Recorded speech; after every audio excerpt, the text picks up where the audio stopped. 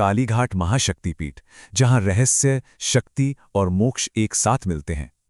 इससे पहले कि हम इस दिव्य यात्रा में आगे बढ़ें, हमारे साथ जरूर जुड़ें। लाइक करें, शेयर करें और सब्सक्राइब करें ताकि भारत के पवित्र स्थलों के पीछे छिपे रहस्यों को हम और आप मिलकर समझ सकें। तो चलिए चलते हैं कालीघाट की ओर। भारत में 51 शक्तिपीठ हैं, हर एक की अपनी महिमा है, लेकिन कालीघाट के बारे में कहा जाता है कि ये वो जगह है जहां मां भक्त को देखती हैं, ना कि भक्त मां को। और ये सिर्फ एक कहावत नहीं है, बल्कि एक ऐसा गहरा एहसास है जो वहां की हवा में महसूस होता है। तो आखिर ऐसा क्या है कालीघाट में जो इसे इतना खास बनाता है? क्या है वो अनुभव जो यहां आकर बिल्कुल अलग महसूस होता है? आइए इस एहसास को थोड़ा और करीब से जानते हैं।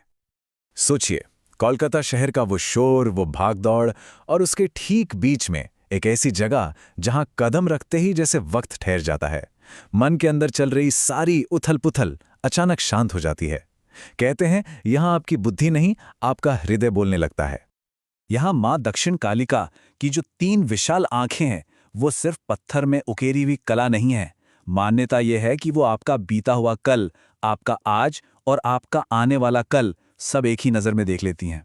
जब आप उनके सामने खड़े होते हैं ना, तो आपको लगता है कि माँ आपकी पूरी कहानी जानती हैं, और बस इसी एक एहसास से मन को एक अजीब सी शांति मिलती है। तो इस जगह में इतनी शक्ति, इतनी ऊर्जा आखिर आती कहाँ से है? इसका राज छिपा है एक बहुत ही पुरानी पौराणिक कथा में, देवी सती की दिव्य उंगलियों की कहानी में।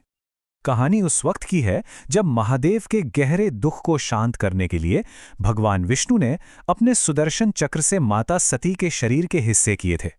तब उनके दाहिने पैर की 4 उंगलियां ठीक इसी पवित्र भूमि पर आकर गिरी थीं।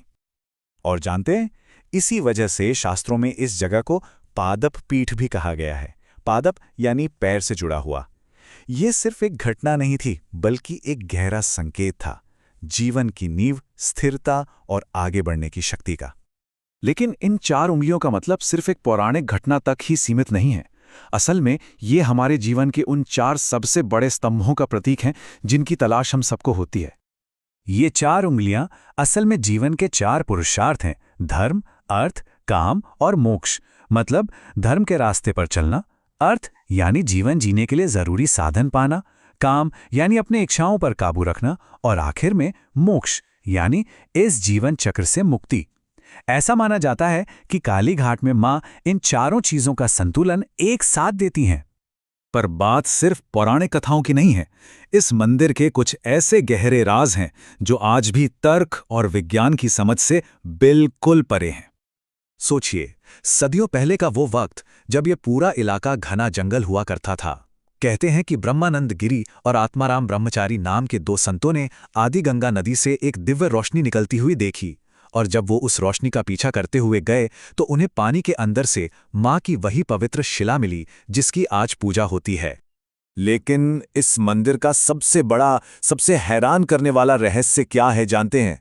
वो है यहां होने वाला गुप्त स्नान अनुष्ठान। कल्पना कीजिए, साल में सिर्फ एक दिन, ज्येष्ठ पूर्णिमा की रात, मंदिर के सारे दरवाजे बंद कर दिए जाते हैं। चारों तरफ घना अंधेरा होता है और पूरी तरह खामोशी। यहां तक कि जो मुख्य पुजारी होते हैं उनकी आंखों पर भी पट्टी बांध दी जाती है। उस वक्त ना कोई घंटी बजती है, ना कोई मंत्र पढ़ा जाता है। और जो पुजारी वहां होते हैं उनका अनुभव यह कहता है कि उस अंधेरे में जब वो मां की शिरा को छूते हैं तो उन्हें कोई सख्त पत्थर महसूस नहीं होता, बल्कि ऐसा लगता है जैसे वो किसी जीवित शरीर की कोमलता को छू रहे हों। मान्यता है कि उस समय मां की ऊर्जा इतनी ज्यादा होती है कि उसे खुली आंखों से देखना संभव ही नहीं है। अब देखिए, हर महाशक्तिपीठ की अपनी एक जबरदस्त ऊर्जा होती है, और उस ऊर्जा को संतुलित करने के लिए एक रक्षक भैरव भी होते हैं। कालीघाट की इस प्रचंड शक्ति की भी एक शांत संरक्षक देखभाल करते हैं, और यहीं से इस मंदिर का इतिहास और भी दिलचस्प हो जाता है। कालीघाट के रक्षक हैं नकुलेश्वर महादेव, जो भगवान शिव का ही भैरव स्वरूप हैं। ये एक नियम है कि किसी भी शक्ति पीठ में शक्ति की पूजा भैरव के दर्शन के बिना अधूरी मानी जाती है।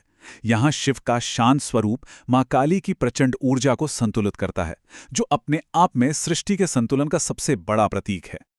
आपको जानकर हैरानी होगी कि इस जगह की शक्ति को सिर्फ हम ही नहीं, बल्कि अंग्रेजों तक ने महसूस किया था। ये बात है 1801 की, जब ईस्ट इंडिया कंपनी ने एक लड़ाई जीतने के बाद मां काली के मंदिर में 500 रुपए का चढ़ावा चढ़ाया था। महान संत रामकृष्ण परमहंस तो मां काली को भवतारिणी कहते थे। उनका मानना था कि कालीघाट की मां सिर्फ पत्थर की मूरत नहीं, बल्कि वो एक जिंदा मां है जो सुनती भी है और बातें भी करती हैं। और इसी शक्ति से प्रेरणा लेकर स्वामी विवेकानंद ने पूरी दुनिया में भारत का परचम लहराया। तो कालीघाट की हवा में गूंजते मंत्र और भक्तों की आंखों में बसी आस्था देख के एक ही सवाल मन में आता है कि क्या यह सच है कि जहां हमारी सारी कोशिशें, हमारी सारी ताकत खत्म हो जाती है, असल में मां की कृपा वहीं से शुरू होती है? शायद इस सवाल का जवाब तर्क में नहीं, सिर्फ श्रद्धा में ही मिल सकता है। अगर कालीघाट की इस आध्यात्मिक यात्रा ने आपके दिल में श्रद्धा का एक दिया जलाया हो, तो इस अनुभव को अपने तक ना रखें, इसे दूसरों के साथ भी बांटें। लाइक करें, शेयर करें और सब्सक्राइब करें। मां काली हम सबका कल्याण करें।